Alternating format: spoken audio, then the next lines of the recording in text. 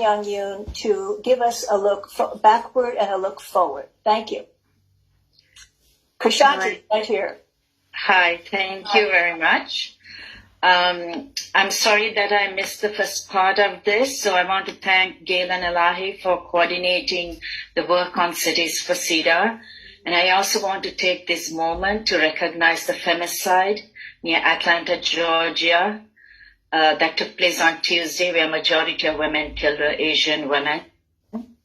We are saddened and deeply concerned for the plight of excessive amount of violence and femicide in the U.S., particularly directed at women of color. Local legislation and implementation of CEDAW is actually 23 years since it was implemented in San Francisco. It was implemented April 18th. I remember the process, every decision, every shift in strategy, like it was really done a past few months ago. This work did not happen automatically. It was calculated. It was a deliberate attempt to really bring human rights into the United States to address human rights violation within the U.S. borders. And it really came out of Beijing, right? So there were women of color actually who started 4 organizations across the U.S. And 2 of us who started it in San Francisco decided to pass CEDAW at the local level. The fall of 1996, the work on CEDAW began in response to the national government's failure to ratify CEDAW, right? The conversations were happening, but it wasn't moving fast enough for those at the local level, and because we did not have 67 votes at the Senate. And there were demands in California due to Proposition 209, the anti-affirmative action proposition, and Proposition 187, the anti-immigration proposition. This work in San Francisco, making like what happened in San Francisco, starting in 1996, right? We organized all of in 1997, and in 1998, it got passed, right? This work resulted in San Francisco making sweeping policy changes in programs that directly and indirectly impacted not only women, but the entire city.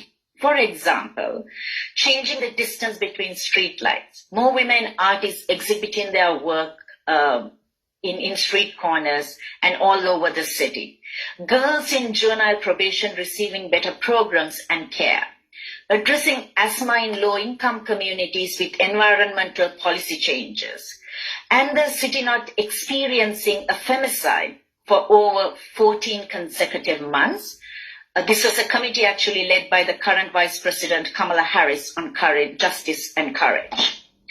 City also changed the way it allocated its resources and treated its women employees better, including how they appointed women. There were more women appointed to income generating commissions and more women of color in these positions, including leading kind of the police, the fire department, port authority, and having the first woman of color elected to the commission at the airport. Local implementation of CEDAW has taken a lead since then, and many of you are both leaders and witnesses to this shift. A movement really ignited by Sun Yu. I want to recognize Patty Chang and Cosette Thompson, who really helped us lead the work in San Francisco. The world and the US has shifted since CEDAW got passed in 1998. First, we need to remember that passing in CEDAW is only the beginning. Now we have to ensure that CEDAW needs to be made relevant to the current realities. I want to take a quick snapshot of the United Kingdom.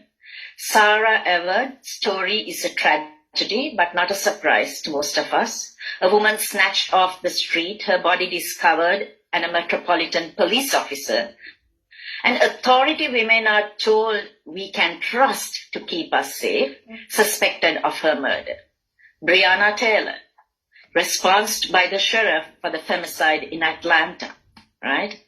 So those we are supposed to go for help are perpetrating further violence and discrimination against us. Beyond addressing gender-based violence and discrimination through CEDAW, we must also ensure that passing and its implementation addresses racial justice, social and economic equality, environmental changes, pandemics, and right-wing backlash. I'm both excited and confident that those of you who are leading this work now can integrate these new realities into your work. The success of CEDAW is not in its passing of an ordinance, but in its implementation in the way that it contributes to the well-being of women, and all people in a community. Thank you.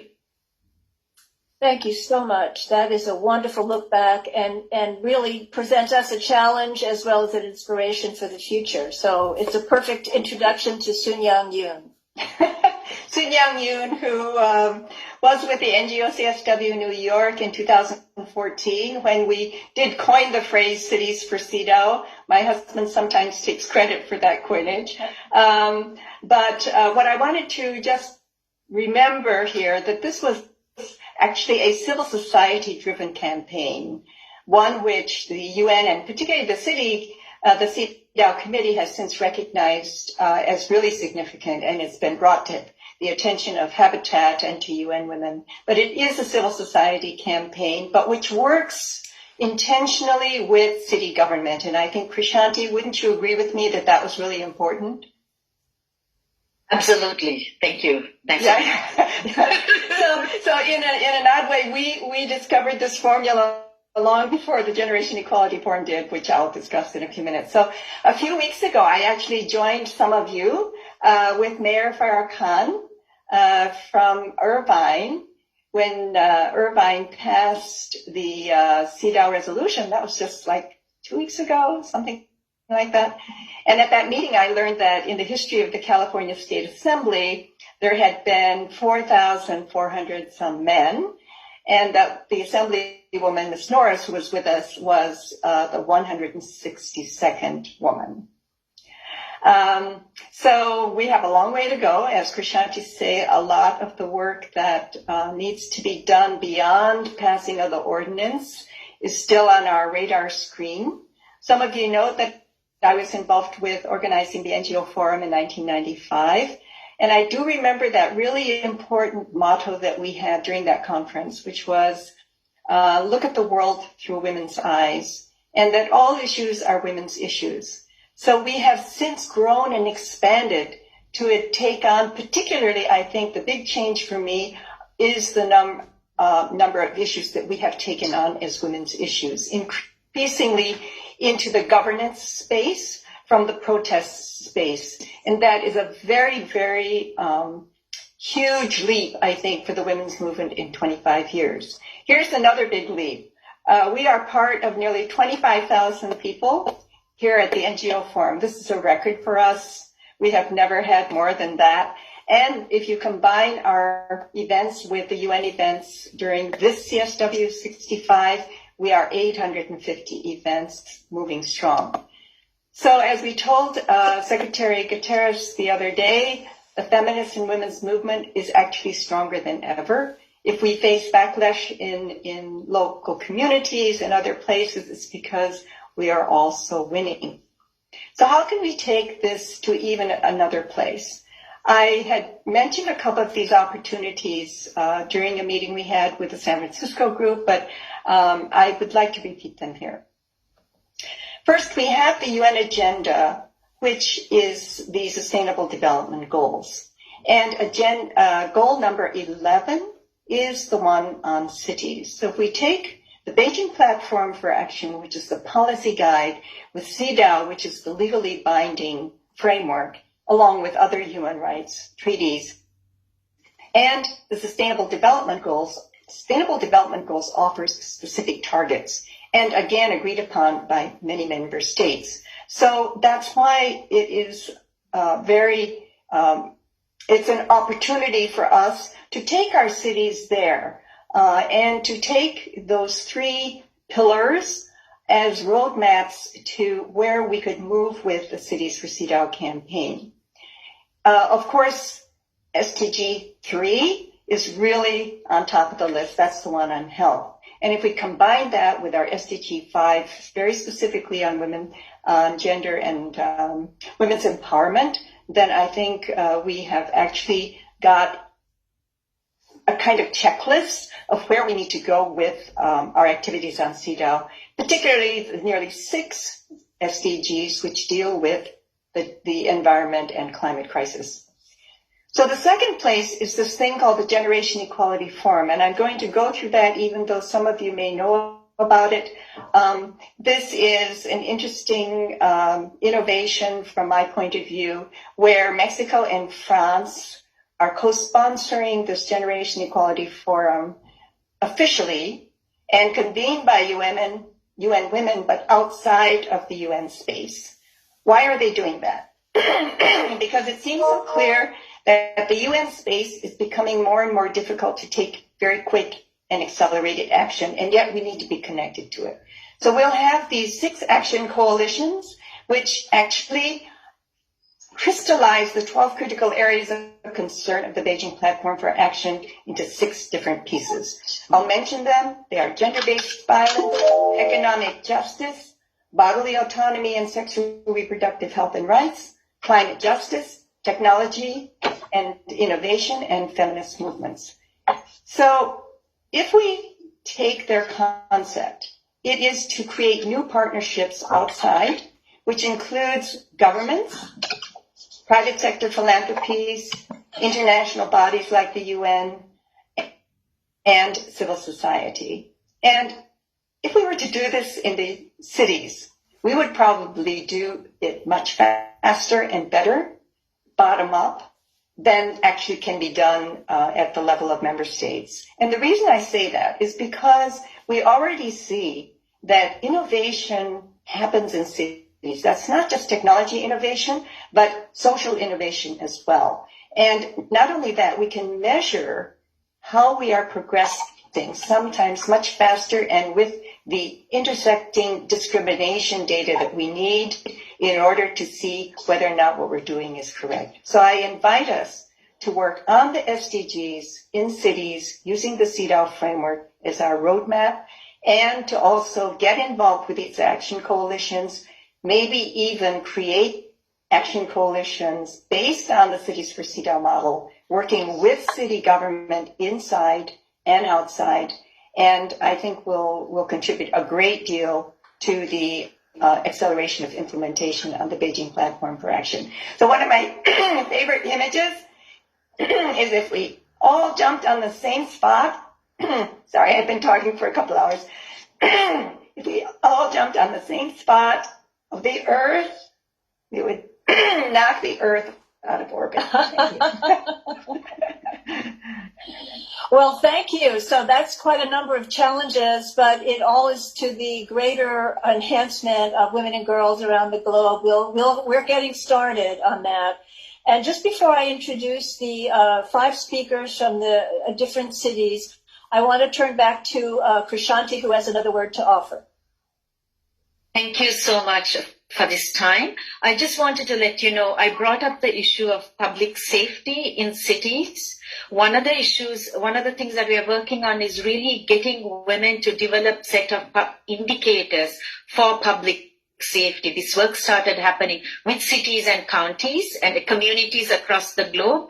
And we are having a session on the 23rd. So those who are interested in the local implementation of CEDAW and passing CEDAW might be interested in that particular the session.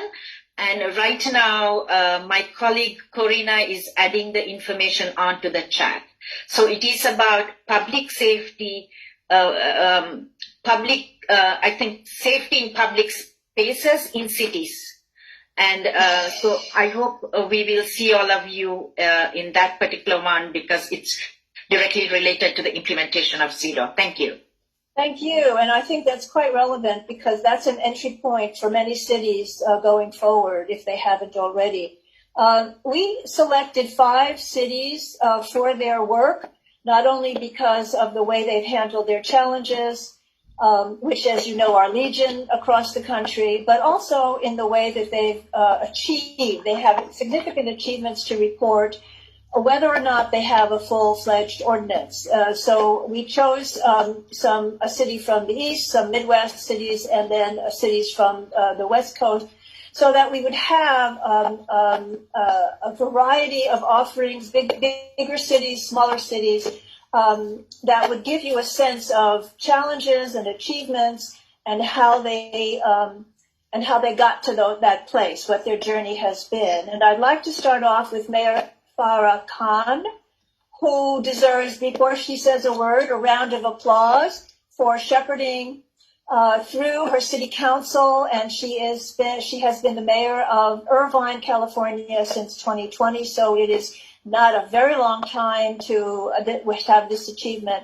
But we salute you, and we'd love to hear how you did it and what recommendations you have for other cities. Mayor Khan. Thank you so much, Gail. It's such an honor to be here with everyone. This is something, CEDAW was something that was brought up in our city back in 2016, and I remember sitting in the audience. That was well before I was elected into office, and watching the conversation go from understanding what CEDAW would bring to our city to 2 councilwomen arguing over who would get credit for it, and ended up feeling the initiative. So that was very, very disappointing. And I know when I got elected onto the Irvine City Council in 2018, it was one of my goals that I did want to bring forward. And so kind of rehash the communications with Elahi and making sure that we knew exactly what we were getting into. But, this work started a year ago when I started meeting with Elahi and some other of our women in the city to really talk about how we were going to bring this forward. One of the things I did not want was to see an initiative like this fail in any way, because it was very important, not only to me, but I think to just about everyone in our city, because like people say, women's issues are human rights issues. Safety for women means safety for everyone. And so it took a lot of work behind the scenes before we even brought it forward. And that included us getting together with a lot of our organizations, not only in the city, but in Orange County, reaching out to leaders that were running the domestic violence shelters, reaching out to folks that were running homeless shelters, reaching out to people that were, a part of the University of Irvine, University of California, Irvine's domestic violence clinic, talking to the attorneys there, because they are dealing with this issue on a day in, day out basis. And so for us, it was really trying to gather as much data as we could about what's happening in our city and in our county, and bringing that back to our colleagues on the council. And so I have to say that, I thank Elahi so much, because without her effort throughout the years, without her persistency, we wouldn't be here today. And what we wanted to do was we wanted to develop a resolution on CEDAW, but we wanted it to be an effective one, not just, to put it out there. Because sometimes what happens in cities is you'll get a resolution put out and everyone kind of gets excited about it and it gets put away and nothing happens. That's not what I wanted to see. I wanted to see some actionable items that would be listed in our resolution. And so the month prior, we had set up the Diversity, Equity, and Inclusion Committee to really look at what our city policies look like, what we were doing when it came to making sure that there was a level playing field for all when it came to not only working within the city, but contracting with the city and the overall quality of life in our city. And so with that, we were able to add things like, economic development for women and girls. We were able to add further protections for women that face domestic violence, especially for those that worked in the city, to make sure that they were given the resources that they needed. They were given the time, paid time, to make sure that they could take care of themselves and any of their family members. And really work towards not only preventing, but looking out for those that experience sexual violence or domestic violence in any sorts. And then the final thing is really working with our schools and making sure our young girls knew that we were working hard for their protection as well. And so it was really exciting. March 9th is the day that we presented it to council. And I'm just so excited that, it passed unanimously. It passed between party lines, between men and women. And, I couldn't be more happier. But I have to give a lot of that credit to not only Elahi, Amani, but also to all the women and the organizations that worked behind the scenes to get us to this point. Thank you very much. It's very inspiring, and it is a comprehensive effort, isn't it, really? And thank you for mentioning Elahi Amani. I want just wave quickly. I'd like to call your attention to introduce you to Elahi is the president of the board of WIN currently, and is helping us organize all of California for CEDAW. So we thank you. I would like now to introduce Susan Noonan from Cincinnati. And Cincinnati has a very mature gender equity task force and has shepherded through a very robust CEDAW initiative. So Susan, we'd like to hear more about that. Thank you. Thank you so much. Again, it is a very huge honor for me to be here. I was in New York City a few years ago and met some of you, and that was right in the beginning of the project. So I'm very excited, and I'm excited to see that Dr. Jan Marie Fritz is on this call, because it never would have happened in Cincinnati if it were not for Dr. Jan Marie Fritz. So a little bit of the history. In 2013, Dr. Fritz encouraged her graduate class at the University of Cincinnati to take CEDAW on as their project. They did. They researched CEDAW. They lobbied our city council. They found an advocate, and after working hard with a coalition of people for 2 years, in 2015, Cincinnati actually passed a resolution. Now, we know our resolution did not have a lot of teeth. That's the way our city government works. So we knew that we wanted to continue on to get that ordinance passed. So after Dr. Fritz's class graduated, she had approached me because I was president of a local Women City Club group. I had never heard of CEDAW in 2015. I didn't know what it meant. And so, needless to say, I got very involved and have remained involved, and I'm just so excited to be a part of this group. So what we did is build a coalition of public and private nonprofits. Dr. Fritz had already started to do that, and we continued working for the next 2 years with this group that included people from the University of Cincinnati, because we knew that they were the ones we wanted to do our gender analysis. Our group also included people from the city of Cincinnati who could help us get resources. And so we actually completely drafted an ordinance, wrote all the wording before we approached the vice mayor, who happened to be a friend, and he said that he would put this before council. So writing the ordinance really makes a difference. It saves them time and effort.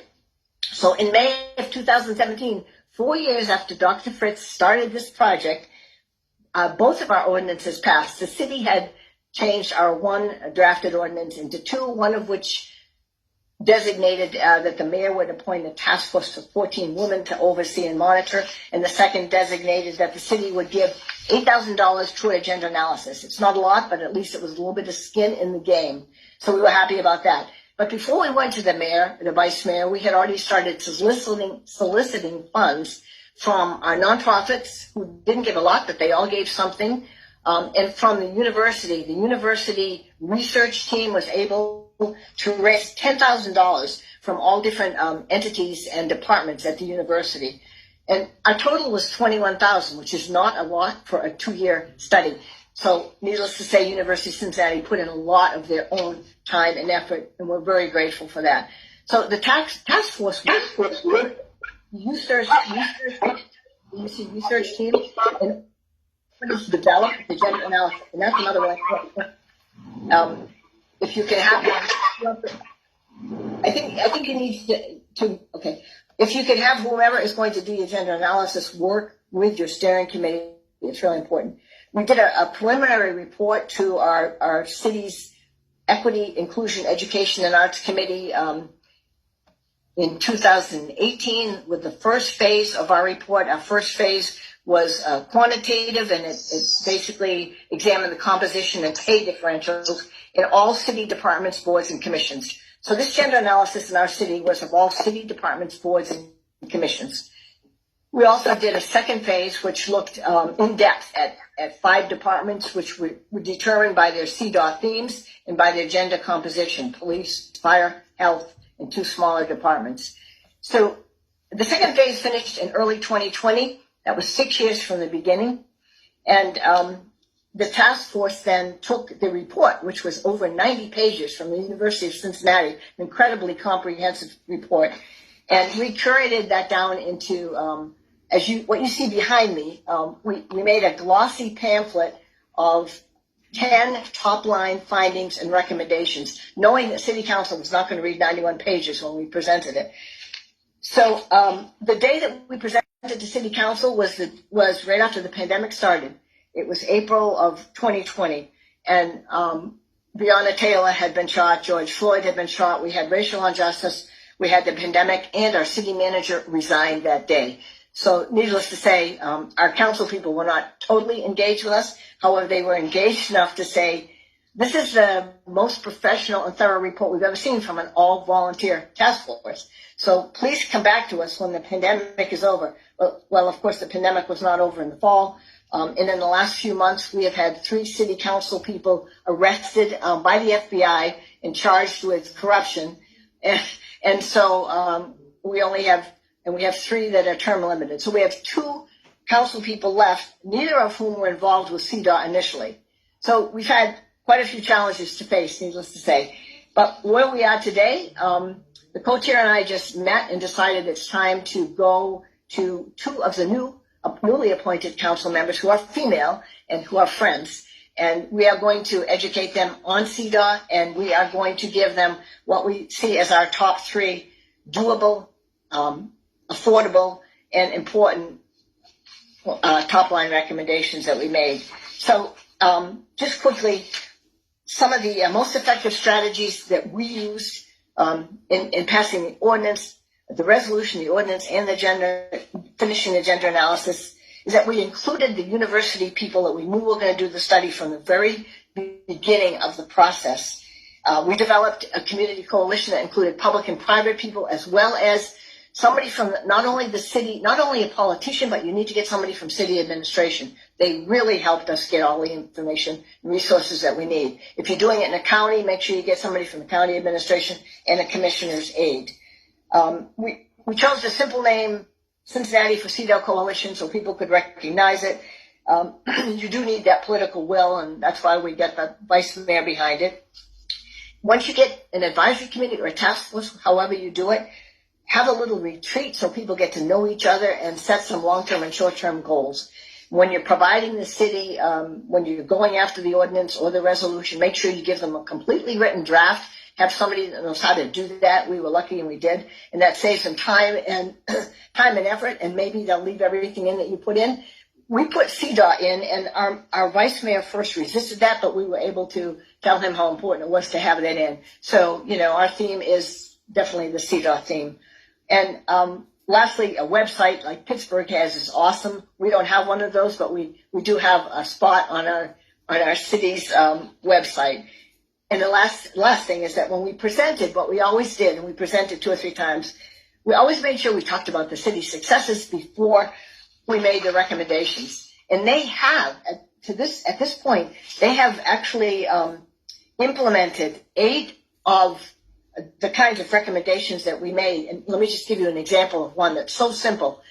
Our firewomen had always had to wear men's uniforms, which were very uncomfortable. So now the fire department provides women's uniforms for the women. And that's one of the very simple things that happened.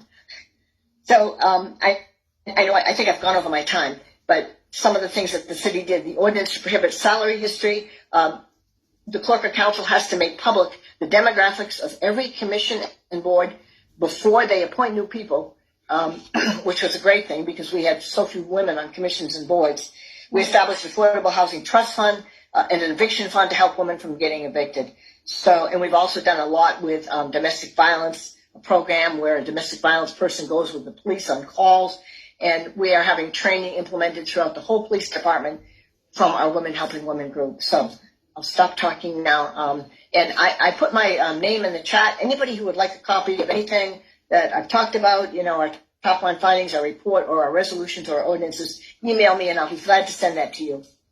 Thank you so much. Thank you very much. Thank you. We thank you for your accomplishments, and we know it's just the beginning. Have a lot more to do. It's very impressive.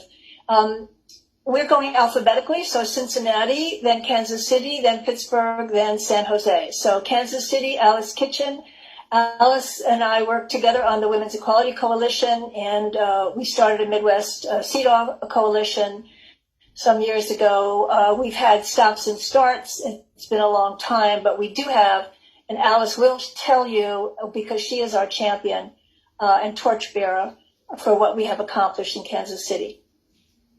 Thank you. First I'll give some background and sort of a summary of our process so far and lessons learned. So by way of background, we're a 2-state metropolitan area with 8 counties. And so Kansas City is the biggest city, and that's where we did focus our attention.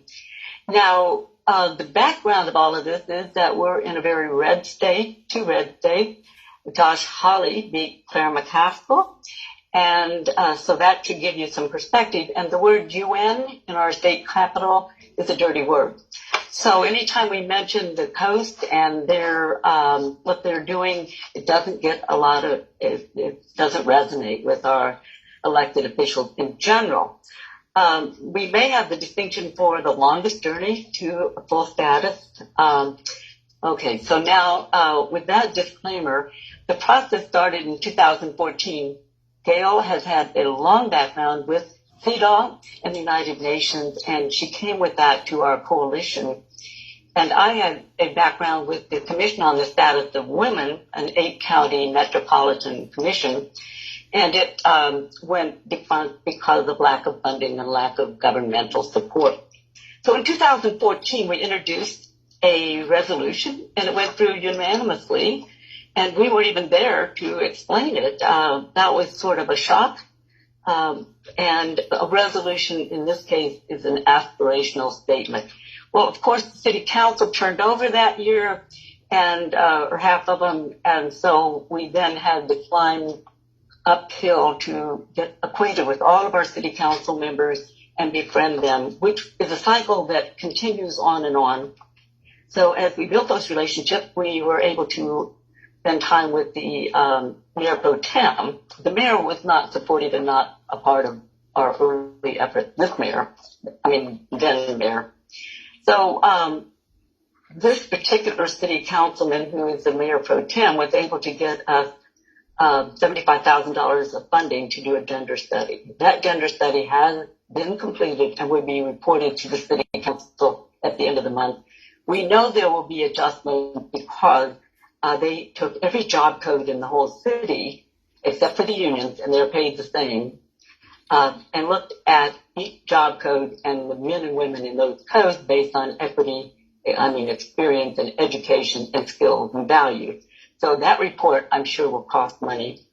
Then, in the meantime, we, our coalition and members of AU did a report, and we went to all of the standards, benchmarks in CEDAW, and we measured them. So leadership, who's in leadership positions, the pay equity, which we'll find out, and family-friendly policies and practices and safety and protection. So we had statements and research that we found and reported on, and we measured them, and we gave them a rating of parity or no parity, and this is what needs to happen.